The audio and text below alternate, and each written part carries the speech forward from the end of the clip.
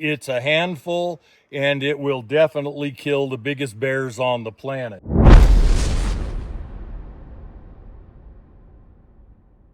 Hi folks, Tim Sundles here on a beautiful Saturday morning at our Idaho office. It's quite early, and I wanted to get some shooting done before the day gets hot. I'm wearing my Simply Rugged Sundles Ready rig with a 500 Linebaugh in it. And first, I want to shoot Shane John's 500 Linebaugh that was made by Ronnie Wells with the extra space right here so it doesn't bang my middle knuckle so bad under recoil. I had not shot this gun before, so Shane had it sighted in for when he buffalo hunted with me a few months ago. He had it sighted in with that load, and so I assume it's sighted in, so that's the load I'm going to shoot in it. And we'll just shoot the gongs here, and these things will destroy the gongs. I mean, they will. They'll ruin them over time. They just hammer them, but that's all right. So, typical grizzly bear range for defense would be 4 and 5 yards. I'm going to shoot these right now at 20 yards. And I'll just fire, I don't know, 3 rounds or so, but I want to show you how to handle the recoil on these big kickers.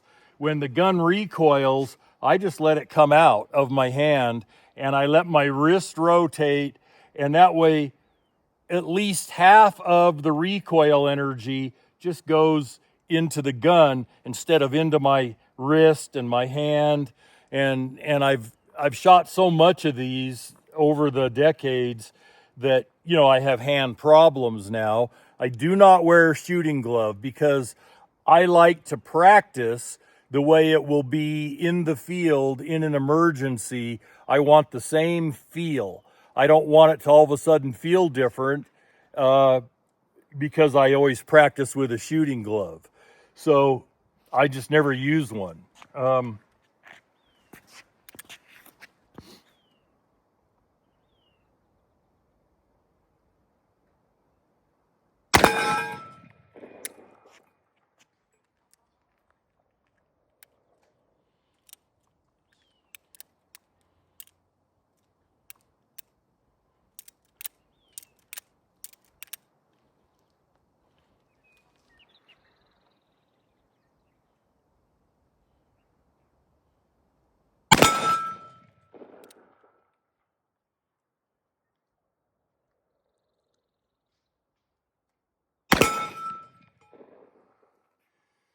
So I only had 3 rounds in it, and I had the cylinder rotated wrong, so I had to straighten that out. But you can see how I deal with the recoil on these. You know, and I'm good for maybe 15 or 20 rounds of this before my hand really starts to hurt, and it'll start shaking after a while. I'm not doing too bad just yet.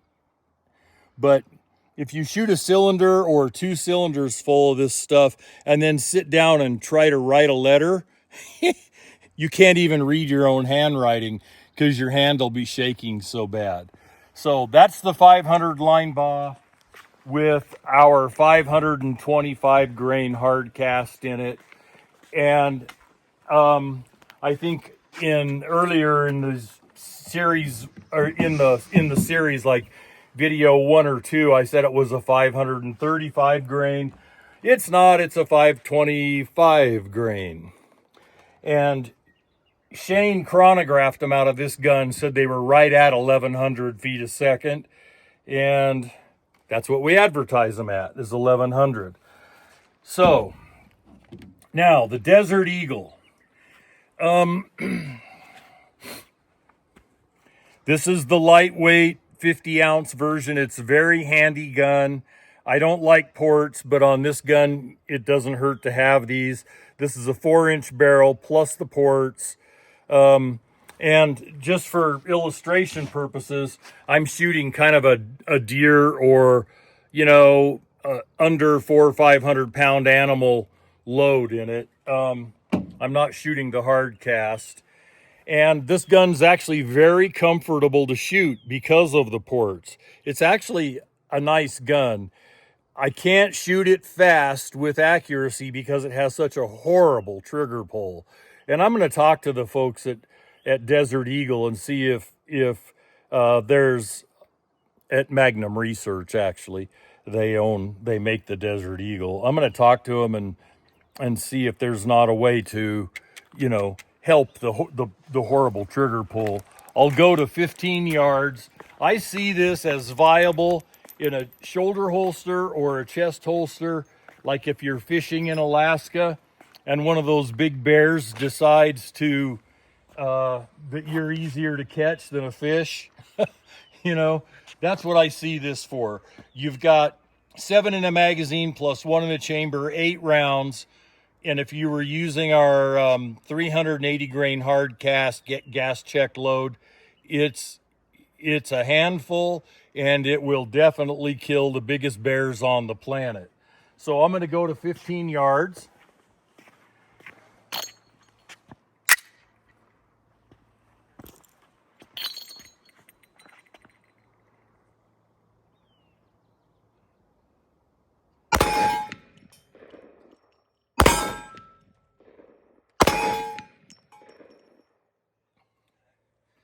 The recoil is really, really manageable with these ports.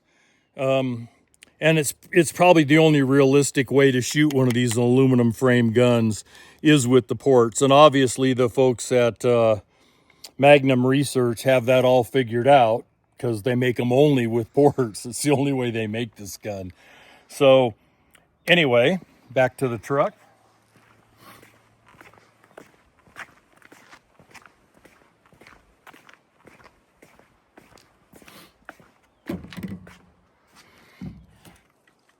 This rifle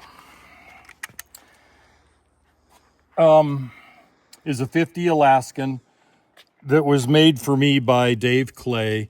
And again, this is a 4570 length case.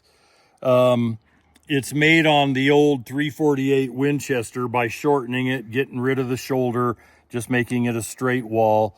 These are 466 grain bullets, and they're moving at 2,100 feet a second out of this rifle. I'm gonna sneeze.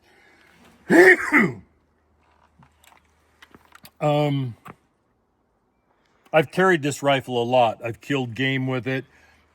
And frankly, the 50 Alaskan is overpowered for anything in North America. Due to the cost of the ammo, due to the cost of making the gun, you might be a lot better off with just a good 4570. And this thing will really hammer my steel plate. It'll knock holes in it, even though it's AR 550. It's not supposed to knock holes in it. It does. I just knocked a hole in it this morning. So anyway, I'll shoot the steel plate once, and then I'm just going to shoot a rock or some dirt or something just so you can see the recoil.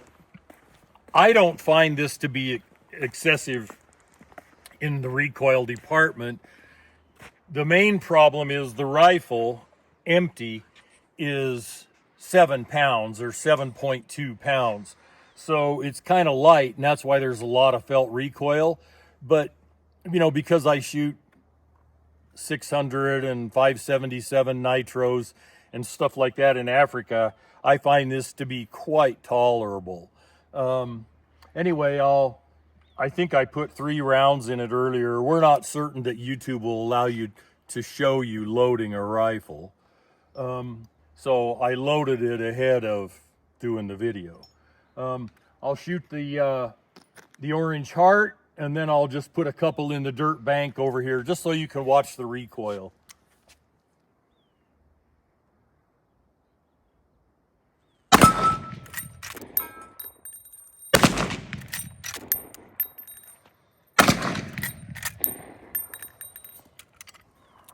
So anyway, that's our 50 caliber shooting for this morning. I hope it's enjoyable. And I really hope, like on the revolver, on the 500 Linebaugh revolver, I really hope that's instructional about how to shoot these without damaging your hand more than you have to. And I will say, having shot this morning, that extra room right there between the trigger guard and my knuckle really helps.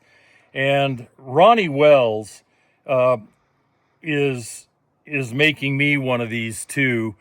Only mine's not going to be in 500 Linebaugh. Mine's going to be a 500 JRH, because I only have right now one 500 JRH revolver, and I've got multiple 500 Linebaughs.